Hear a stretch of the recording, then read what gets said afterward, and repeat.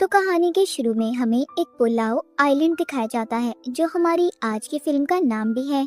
जहाँ पर एक छोटा सा गांव था। वहाँ पर एक लेडी बैठी रो रही थी। वो किसी को याद करके बहुत ज्यादा रो रही होती है। फिर उधर ही एक केव वार के अंदर रिचुअल काला जादू होता दिखाई देता है। उधर बैठी एक औरत किसी की तबाही के लिए काला जादू कर रही थी। इस जगह का आखिर क्या राज था? वो लेडी कौन थी जो रो रही थी? इन सब बातों का पता हमें कहानी में आगे जाकर चलेगा। अब कहानी में हमें आगे केट नाम की एक लड़की दिखाई जाती है, जिसको ये सब नजर आ रहा था जो हमने अभी सब देखा, यानी कि कहानी में शुरुआत वाला सीन। उसे कुछ भी समझ नहीं आ रहा था कि आखिर उसे ये सब कुछ क्यों दिखाई दे रहा है।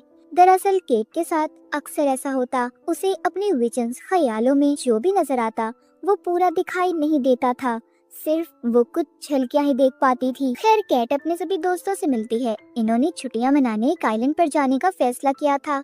जब ये सभी वहाँ पर पहुँच जाते हैं तो उधर ही केट की दोस्त को अपनी सुतेली बहन मिलती है, जो अपने ग्रुप के साथ आई हुई थी। ये एक दूसरे को बिल्कुल भी पसंद नहीं करती थी और एक ही जगह पर आना इन दोनों का एक दूसरे को बिल्कुल अच्छा नहीं लग रहा था। मगर फिर भी खैर, सभी अपने कमरों में चले जाते हैं। केट को फिर से यहाँ अपने विजन्स ख्यालों में किसी आदमी की आवाज आती है, जो किसी मौली नाम की औरत को पुकार रहा था। वो आदमी कह रहा था, हम कभी अलग नहीं होंगी। केट इन सबसे घबरा गई थी।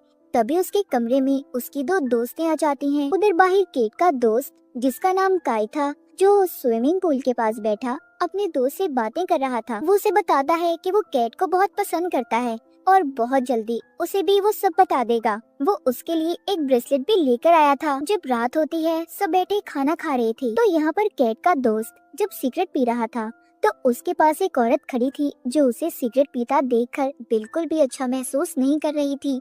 यहाँ पर हैरानी की बात ये थी कि केट का दोस्त उस औरत को देख नहीं पा रहा था, मतलब कि वो एक आत्मा थी और उसी लड़के की मॉम, जिसको अब सिर्फ केट देख पा रही थी, जो कि काफी अजीब बात थी। अब अगली सुबह केट के सभी दोस्त और उसकी दोस्त की सुतेली बहन का ग्रुप, सब लोग मिलकर एक दूसरे आइलैंड पर जाने के लिए निकल जाते हैं। तभी वो सब जाते हुए अपने पास ही वही पुलाव आइलैंड देखते हैं, जिसको कहानी के शुरू में देखा, जो उनका ध्यान अपनी तरफ कर रहा था। यहाँ पर वो सभी बोट चलाने वाले आदमी से उस आइलैंड पर जाने का कहते हैं, लेकिन वो उन्हें अंदर ले जाने से मना कर देता है, ये कहकर कि वो जगह बहुत खतरनाक है और वैसे भी वहाँ पर जाना मना है, इसलिए मैं आप लोगों को उस आइलैंड पर नहीं ले जा सकता।